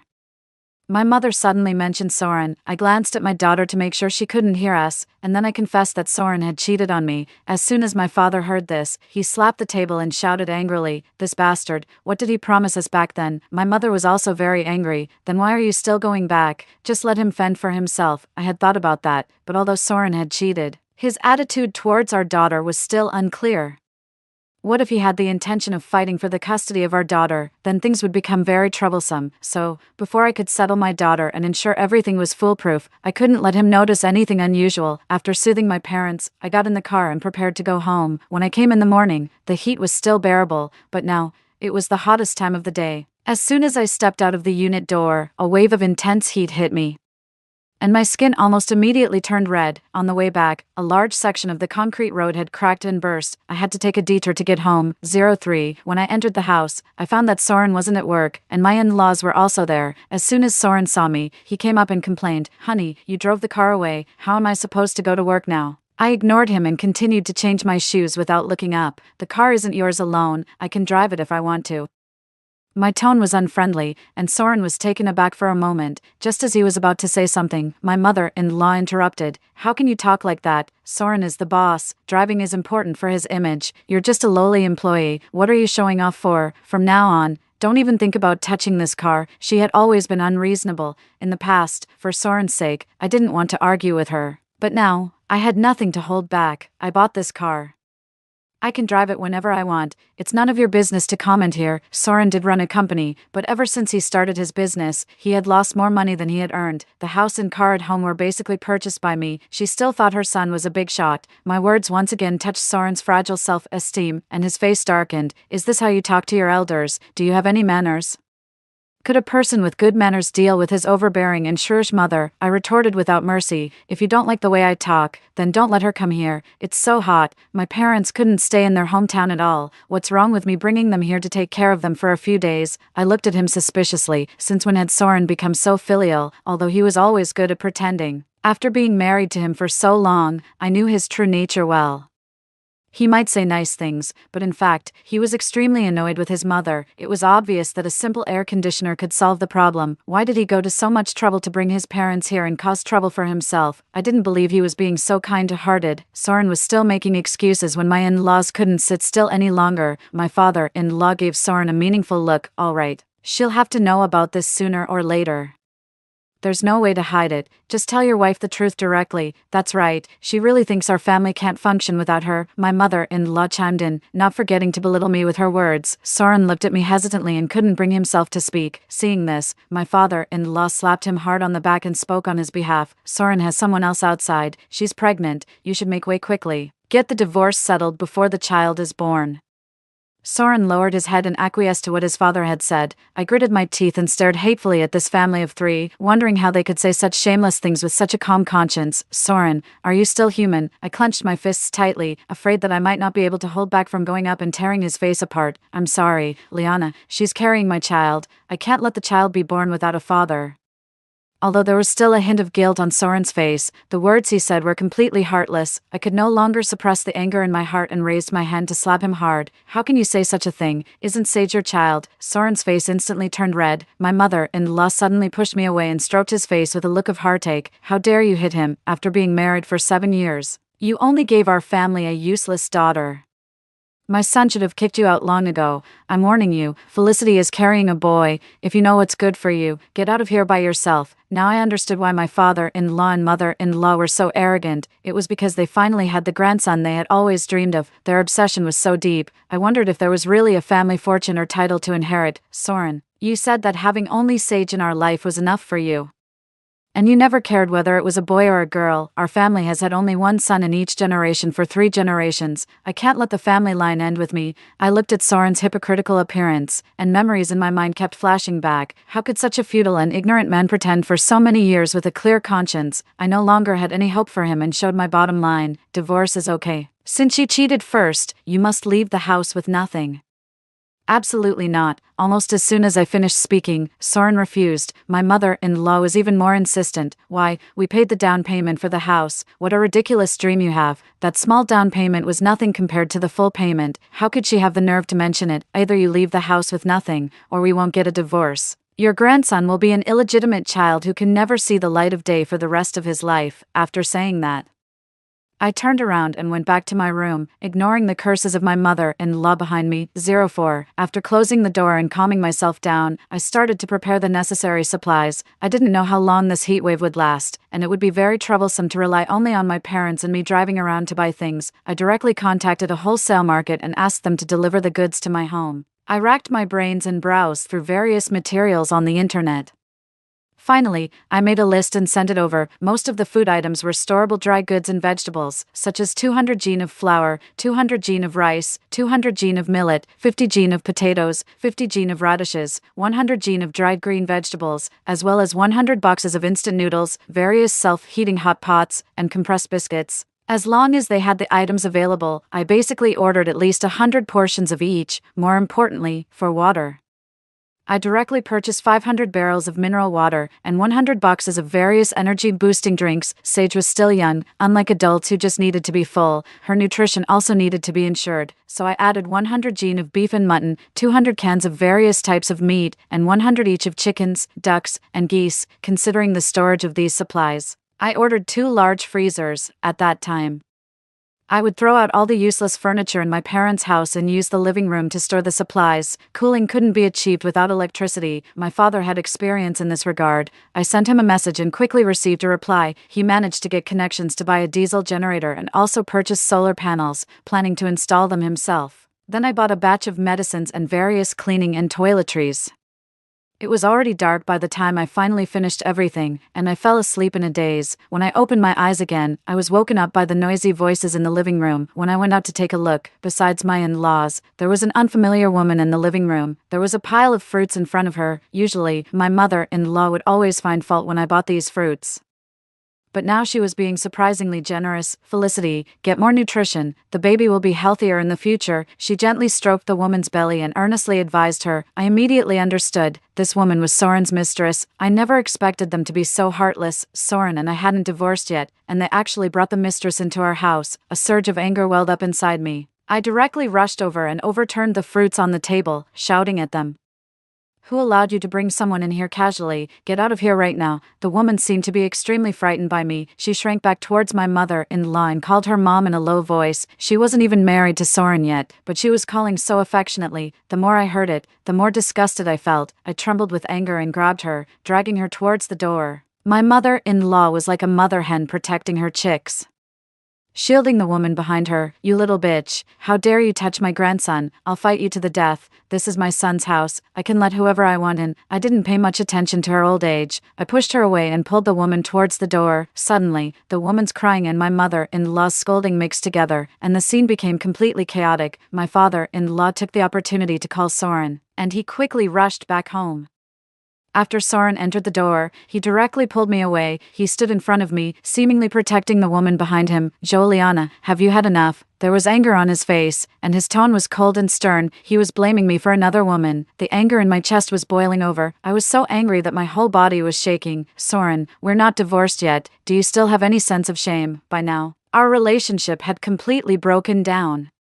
The last bit of Soren's guilt had also vanished. He directly revealed his true intentions. "Felicity is carrying my child. It's so hot now. I can't leave her alone. I've made up my mind. Let's get a divorce." He finally said the word divorce himself. No, the last trace of my attachment to him was gone. I replied expressionlessly. I said, "If you leave the house with nothing, I'll agree to the divorce." "Absolutely not. I paid the down payment for the house after marriage. It was jointly repaid. According to the shares, the house should be mine. Even if you want to sue, I'll win the case." He spoke with full confidence, as if he had rehearsed these words thousands of times in his mind. "What about Sage? I won't fight you for Sage's custody." I really couldn't hold back anymore. I raised my hand and slapped him, shouting furiously, "You mean to drive me and Sage out in such scorching heat? Where do you expect us to go? I think you truly intend to kill us."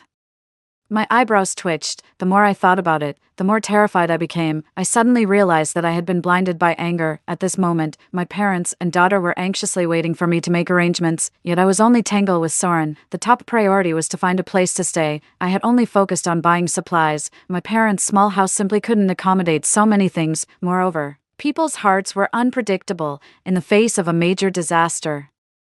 With so many supplies, we would surely become a target. The old iron door of my parents' house could be kicked open by me with just 1 foot. At that time, the danger would only double. Only then did I react. There were still so many loopholes in my plan. I'm not that capable. I can't take care of everyone right now. All I want is for Felicity's child to be born safely. Soren looked at me coldly. I lost my temper and stopped arguing with him. "I agree to the divorce. I don't want the house. All the savings at home must be given to me, and I also want the car." The house had just paid off the mortgage this year. The total savings in the car were less than 1 million at most. No matter how you looked at it, I was at a great loss. Soren quickly nodded in agreement. We immediately drew up a divorce agreement on the spot. Soren proposed that I could only transfer all the property after notarization at the Civil Affairs Bureau tomorrow. To avoid disputes, I agreed to his request. 05. After signing the agreement, I rushed to the suburbs overnight and rented a villa in the mountains. The temperature here was much lower than in the city, and there was mountain spring water on the mountain, making it the most suitable place for summer escape. I pretended that I was renting it as a warehouse. The real estate agent specifically found me one with a basement. In the future, the supplies could be placed there, which would be much safer. More importantly, the landlord was abroad and had entrusted the rental matters to the agent entirely. As long as I signed the contract, I could move in immediately. I signed the lease for the house right away. After the payment was received, the agent gave me the keys on the spot. Then I contacted the customer service of the wholesale market and sent them the address of the villa. I paid double the freight, and they promised to start preparing the goods as soon as it was dawn. By the time I finished all these things and rushed back to the city, it was already dawn. According to the agreement, I went to the Civil Affairs Bureau. Soren still had some affection for our daughter. I picked her up on the way to prevent Soren from going back on his word. Although I didn't want my daughter to face the unpleasantness between us directly, the situation was urgent, and I had no choice. As expected, after the notarization, Soren was still reluctant. It was only when he saw Sage that he readily handed over the 200,000 yuan in his hand. When we were parting, Soren was hugging his new lover. The woman showed off in front of the child. "Honey, Mom and Dad have reserved a table at the restaurant and said they want to celebrate properly. Let's go quickly." Our daughter cried heart-rendingly, but Soren still didn't look back. I didn't watch her closely for a moment, and she ran towards Soren. She ran very fast. When she was close to Soren, probably because he was afraid she would hurt Felicity, he actually pushed our daughter away. The small body fell down on the curb at once, and blood immediately oozed from her knee. I picked her up, but Soren's attention was only on that woman. Sage hadn't even gotten close to her. I clenched my fists and stared fixedly at the backs of the two of them. I didn't want to go to extremes, but they forced me to. I sent my daughter home, then turned around and went to Soren's house. I removed all the removable parts from the air conditioner and the refrigerator. Soon, the equipment stopped working. I took away all the drinking water in the house, opened the windows to let the heat in, and the house immediately became as hot as a furnace. Let them enjoy it.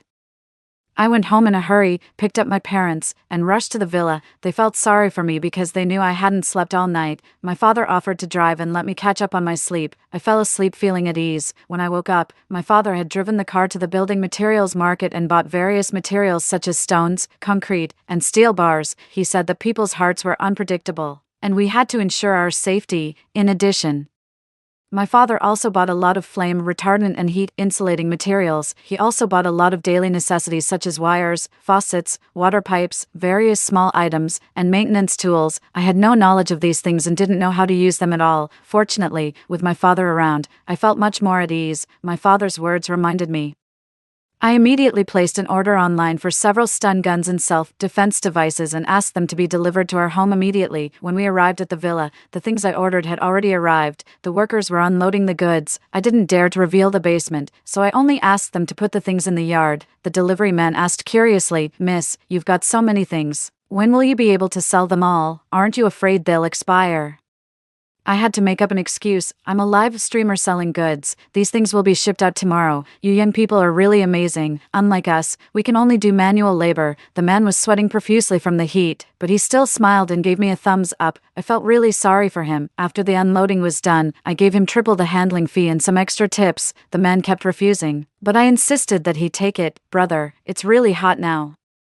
There have been a lot of accidents in your line of work. Stay at home and rest for a while before coming out again. I'm not a saint. I can't save everyone. This is all I can do." After the man left, I went to check around. There had been a plan to build a resort here before, so most people bought the villas with the intention of investment. The occupancy rate was not high. This was also convenient for our actions. My parents and I quickly moved the things to the basement. By the time we finished these, the generator, solar panels, and building materials my father bought had also arrived. By the time all these were installed, it was already evening. My mother and I were so tired that we collapsed on the sofa. While my father was still busy, he connected the circuit to the basement, powered on the freezers and the air conditioner, installed the solar panels, and reinforced the windows and doors with steel bars and cement. Looking at his masterpiece, my father was very satisfied. Up to this point, everything seemed to be foolproof. My mother and I contacted some relatives and friends, saying that we had fallen ill due to the heat and advising them to stay at home and rest as much as possible and not go out. We had done all we could, and the rest was up to fate. 06. We hadn't been here for a few days when the high temperature weather erupted fully. Governments in various places successively announced the suspension of work and school.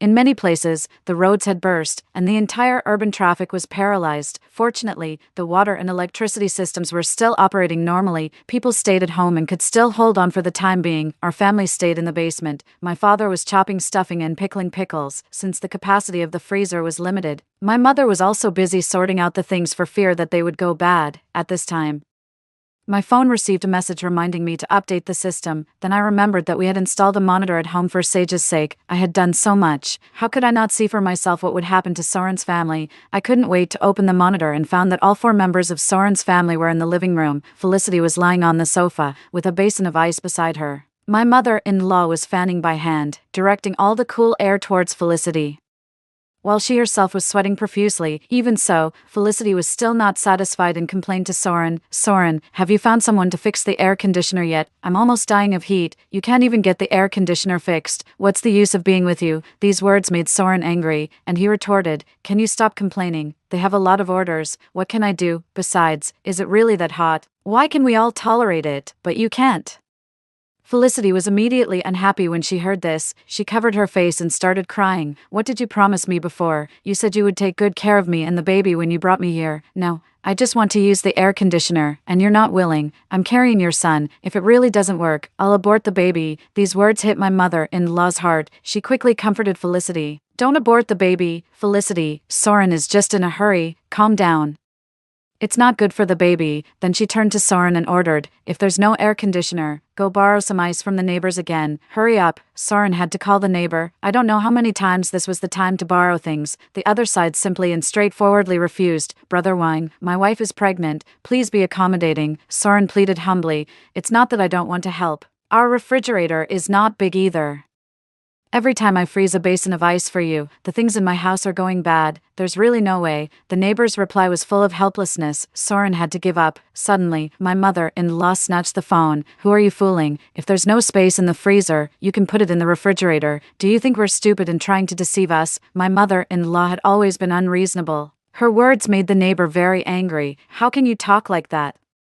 I'm kind enough to lend you things, and I'm wrong. You city people are so stingy. You're so reluctant to lend a basin of ice. You have no conscience. Your whole family will be roasted to death sooner or later. Her eyes rolled, and she suddenly thought of something. By the way, my daughter-in-law got sick after using your ice. You'd better send a new basin of ice over, or we'll call 110 to arrest you. You're crazy. The neighbor directly hung up the phone.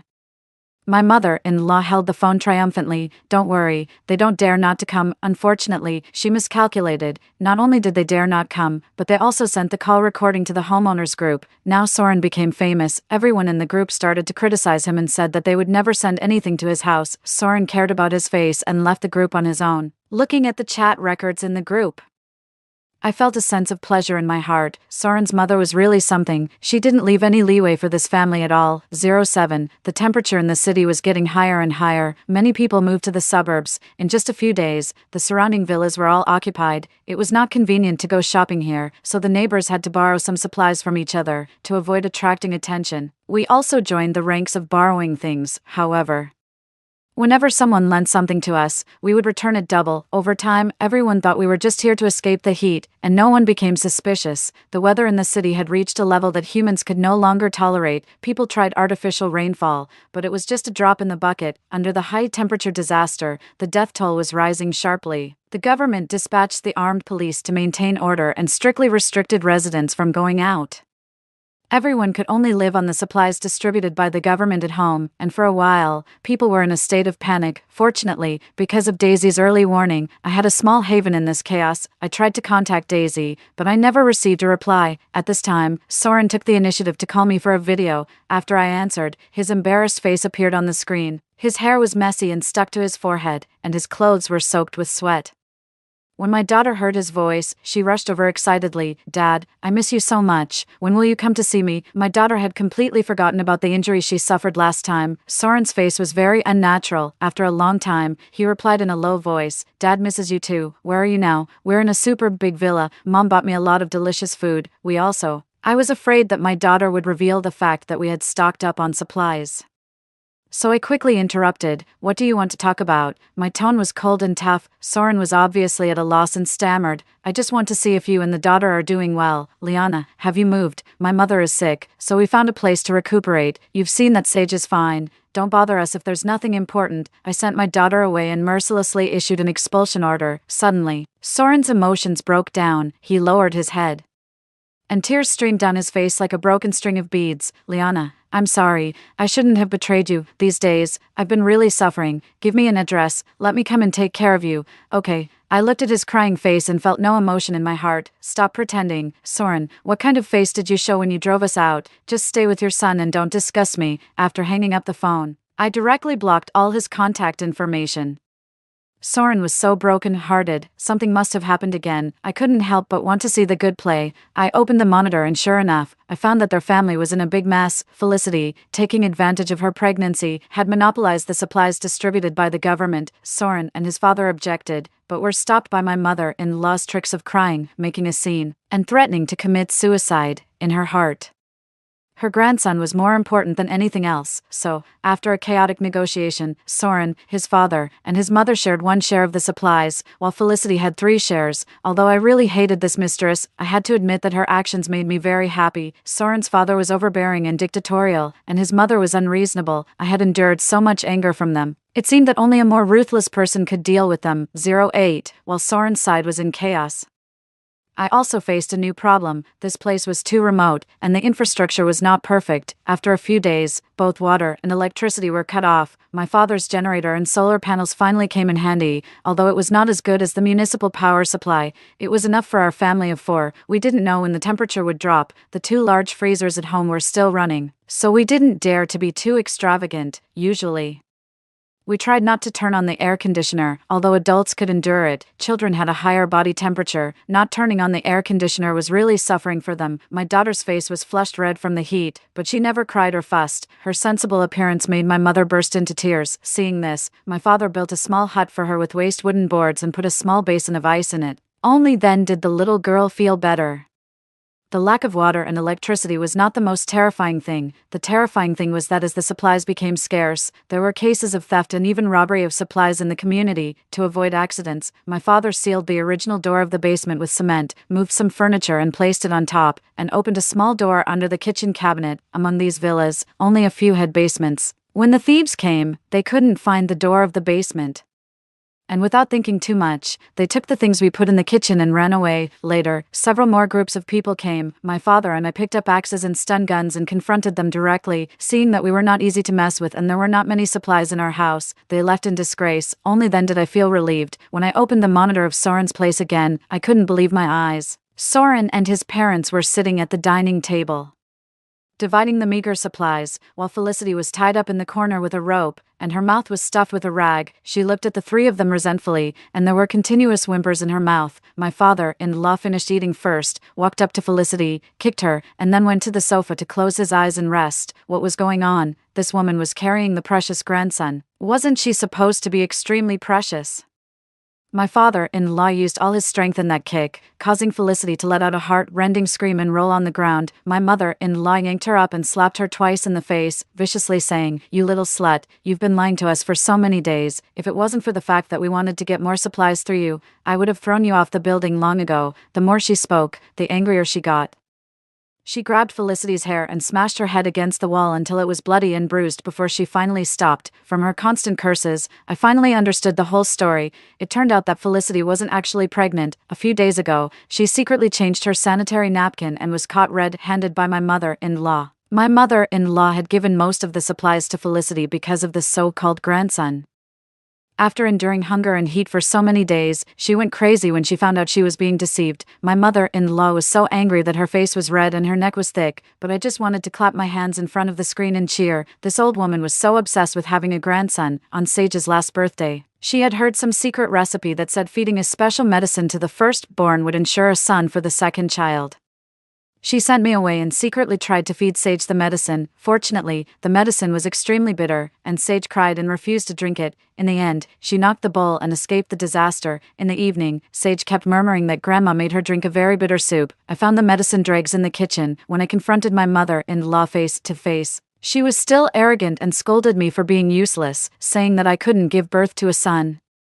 I was so angry that I asked Soren to send her back to her hometown immediately and entrusted Sage to my parents' care, just to be on the safe side. I also installed monitors in hidden corners of the house. Thinking about the past, I gritted my teeth with hatred. So now, no matter how miserable my mother-in-law was, I didn't feel the slightest bit of sympathy for her. Felicity was beaten to the verge of death by my mother-in-law. She lay on the ground with her eyes closed, her body covered in old and new scars. It was obvious that she had been abused for several days. After beating Felicity, my mother-in-law still wasn't satisfied. She sat on the ground, crying and wailing. "What kind of sin have I committed? First, I got rid of that unlucky woman, and then I met you, a liar. Why is it so hard for me to have a grandson? I should have kept that woman surnamed Joe." This old woman was still thinking about her grandson. She was really hopeless. Soren watched his mother crying and making a scene coldly. Finally, he couldn't bear it anymore and slapped the table, roaring, "Shut up, can you stop making such a fuss?" My father-in-law also told her impatiently to be quiet, and then she finally stopped. Felicity opened her eyes wide, staring at the three of them with a sinister look, as if she wanted to tear them to pieces. I enlarged the screen and saw that her hands were moving constantly behind her back, as if she was using a blade to saw through the rope. Soren and the others had abused Felicity so much. Once she got free, she would definitely take revenge on them in the most cruel way. I was really looking forward to that day. 09. Finally, her chance came. One night, when it was dead quiet, she sawed through the rope and secretly put rat poison from the cupboard into the water. Soren and the others had no idea. They just thought the water had gone bad due to the high temperature and forced themselves to drink it. My father-in-law died on the spot. Soren and my mother-in-law, who had drunk less, were rolling on the ground, clutching their stomachs. Seeing this, Felicity laughed maniacally. She tied up my mother-in-law and Soren, rummaged through the bedroom and found a leather belt. She lashed at the two of them one after another, cursing as she did so. "You damned scumbag. What did you promise me before? You said you loved me truly and would marry me after getting rid of your wife. Bullshit. You just wanted to trick me into having a baby. Bastard. You deserve to be childless. And you, old hag, how dare you hit me? My own mother has never hit me since I was a child. Remember how you hit me? I'm going to pay you back tenfold today. The more she spoke, the more excited she became, and the force of her blows kept increasing. Soon, Soren and my mother-in-law were covered in blood. Felicity still wasn't satisfied. She took alcohol and disinfectant and poured them onto the two's wounds. Heart-rending screams came from the phone. Suddenly, the screen went black. It should be that the power went out in the city. I calmed my breathing, recalling the terrifying scene just now. Felicity's mental state must have been completely broken by the torture. Soren and his mother were probably going to have a really dark time.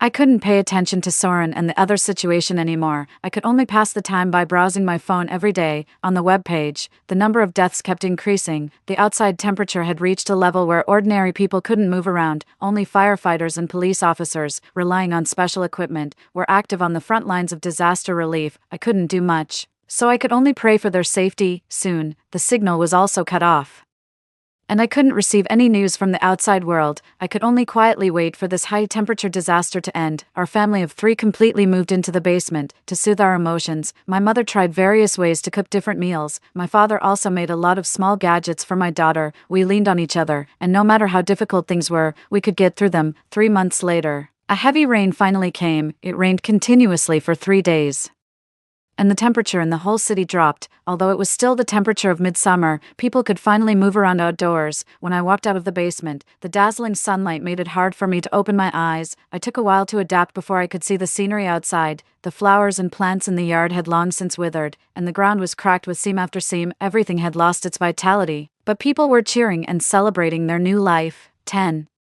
After a month of restoration, the city resumed its operation, and I received a call from the police station. They told me that when the rescue team arrived at my house, there was only a crazy woman and 3 piles of white bones. After identification, the 3 piles of white bones were exactly Soren and his parents. Felicity, having lived with the 3 corpses for several months, was so scared that she went insane and was sent to a mental hospital.